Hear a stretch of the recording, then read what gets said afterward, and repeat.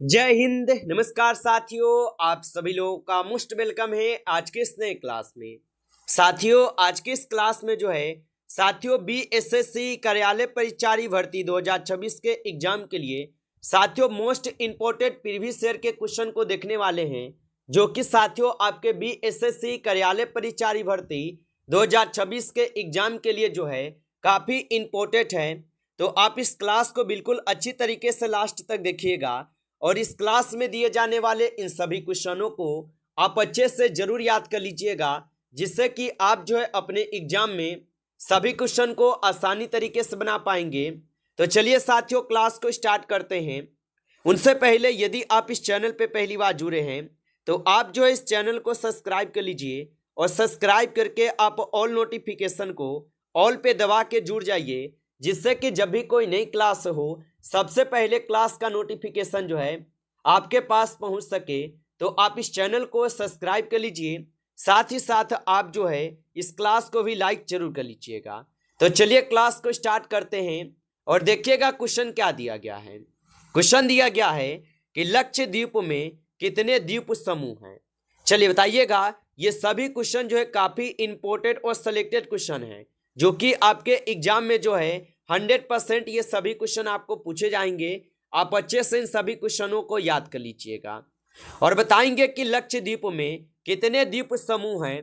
तो याद रखिएगा लक्षद्वीप में जो है कुल आपके 36 द्वीप समूह हैं। ऑप्शन सी लगा रहे हैं तो सही जवाब है इस क्वेश्चन का आंसर। आगे देखिएगा क्वेश्चन दिया गया है और क्वेश्चन है कि नोबेल पुरस्कार प्रति वर्ष कहाँ पे बांटे जाते हैं। चलिए बताइएगा आप कि नोबेल पुरस्कार प्रति वर्ष कहाँ पे बांटे जाते हैं। तो नोबेल पुरस्कार जो है ये प्रति वर्ष स्कॉट होम में बांटे जाते हैं। ऑप्शन बी यहाँ पे इस क्वेश्चन का सही जवाब है।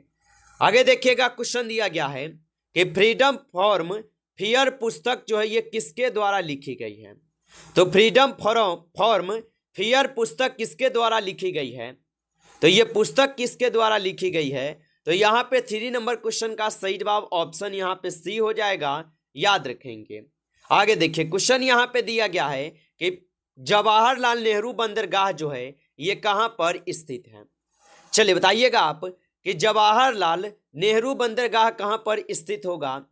तो यहाँ पे 4th नंबर क्वेश्चन के सही जवाब की बात की जाए तो ऑप्शन सी सही जवाब है, मुंबई में स्थित है। ऑप्शन सी सही जवाब है। आगे देखिए क्वेश्चन यहाँ पे दिया गया है कि जलवायु सक्रियता द्वारा किस प्रकार की झील बनती है। चलिए बताइएगा आप कि ज्वालामुखी सक्रियता द्वारा किस प्रकार की झील बनती है। तो ज्वालामुखी सक्रियता द्वारा जो है यहाँ पे ज्वालामुखी झील बनते हैं। ऑप्शन सी लगाए हैं तो सही जवाब है। आगे देखिएगा क्वेश्चन यहाँ पे दिया गया है और क्वेश्चन है कि भारत का राष्ट्रपति किसका एक अभिन्न भाग है। चलिए बताइएगा आप कि भारत का राष्ट्रपति किसका एक अभिन्न भाग है। तो याद रखिएगा भारत का जो राष्ट्रपति है ये आपके हो जाएंगे संसद के एक अभिन्न भाग। ऑप्शन ए सही जवाब है। आगे देखिएगा क्वेश्चन दिया गया है कि संघ लोक सेवा आयोग की रिपोर्ट किसको जो है यहाँ पे प्रस्तुत करनी होती है। चलिए बताइएगा आप कि संघ लोक सेवा आयोग को की रिपोर्ट किसके द्वारा प्रस्तुत करनी होती है। तो याद रखेंगे राष्ट्रपति के। ऑप्शन ए सही जवाब है, राष्ट्रपति हो जाएगा। आगे देखेंगे क्वेश्चन दिया गया है कि संविधान की उद्देशिका यानी प्रस्तावना का संशोधन कितनी बार किया गया है था। तो संविधान में उद्देशिका या प्रस्तावना का जो संशोधन है कितनी बार किया गया था। तो याद रखेंगे यह अभी तक एक बार किए गए हैं। ऑप्शन सी सही जवाब है। आगे देखिएगा क्वेश्चन दिया गया है कि राज्यपाल द्वारा जारी किया गया अध्यादेश किसके द्वारा जो है अनुमोदन के अधीन है। चलिए बताइएगा आप कि राज्यपाल द्वारा जारी किया गया अध्यादेश किसके द्वारा अनुमोदन के अधीन है।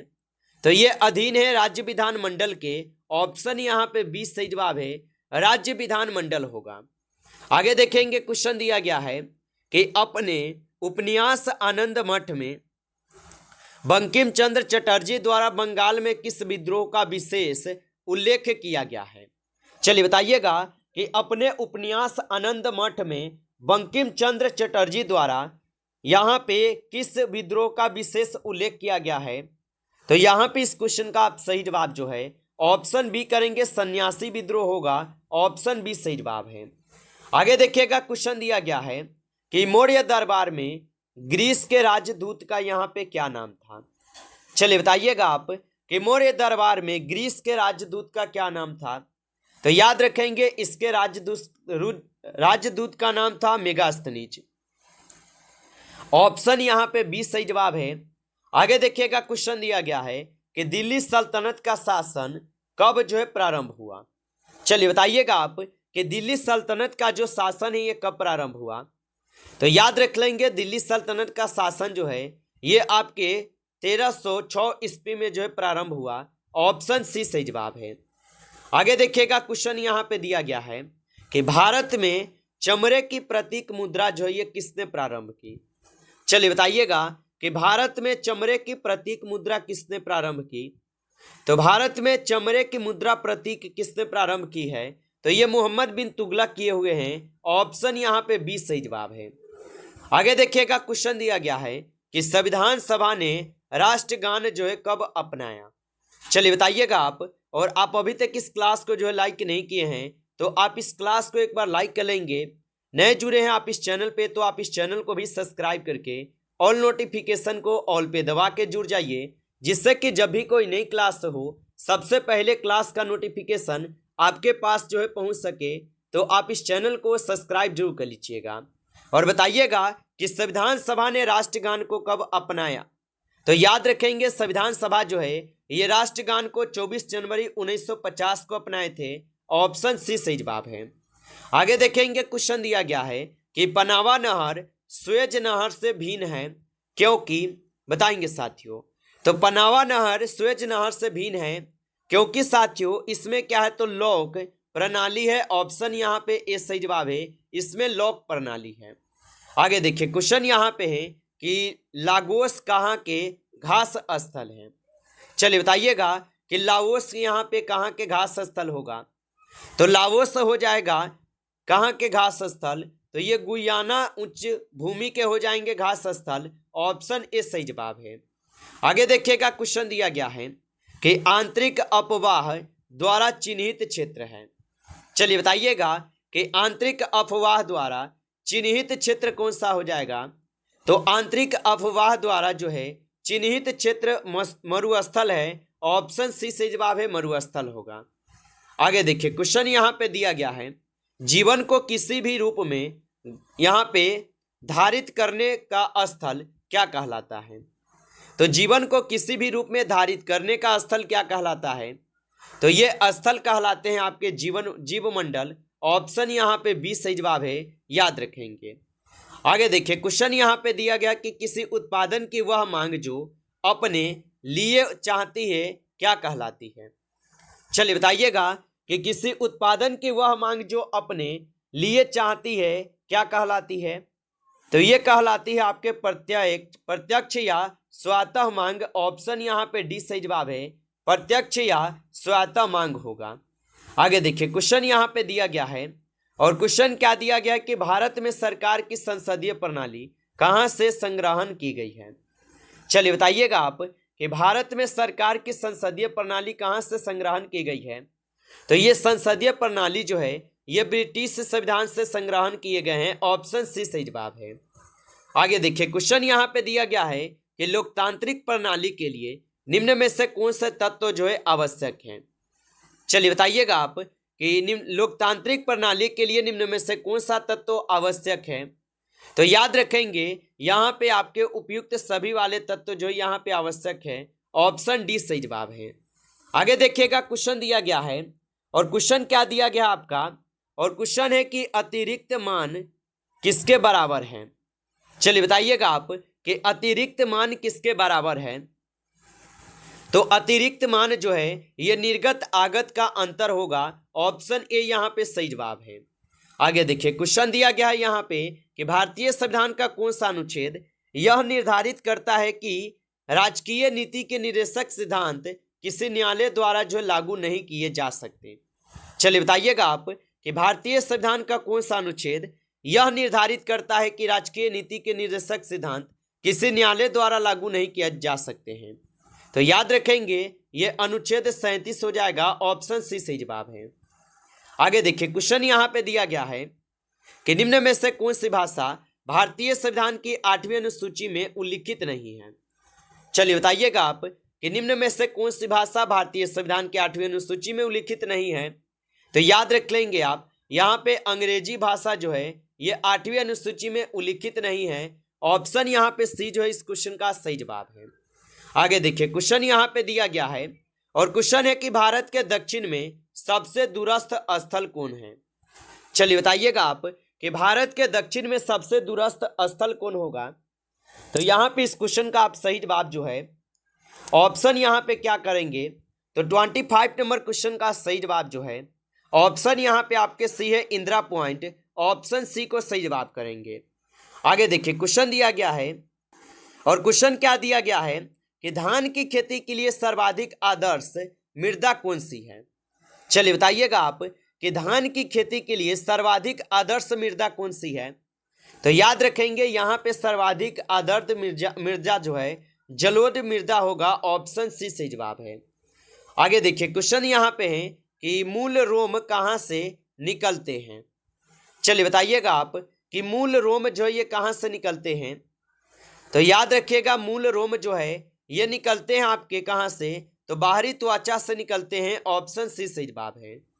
चलिए आगे देखेंगे क्वेश्चन दिया गया है कि बहुभ्रूणता का सर्वोत्तम उदाहरण है। चलिए बताइएगा आप कि बहुभ्रूणता का सर्वोत्तम उदाहरण क्या होगा। तो बहुभ्रूणता का सर्वोत्तम उदाहरण यहाँ पे क्या होगा, तो सिट्रस हो जाएगा। ऑप्शन सी सही जवाब है। आगे देखिए क्वेश्चन यहाँ पे दिया गया है कि पर्यावरण में शामिल है। चलिए बताइएगा आप, तो पर्यावरण में जो शामिल है ये अजैव और जैव कारक दोनों शामिल है। ऑप्शन डी सही जवाब है। आगे देखिए क्वेश्चन यहाँ पे दिया गया है कि पानी की लता में बनने वाली जड़ कौन सी यहाँ पे है।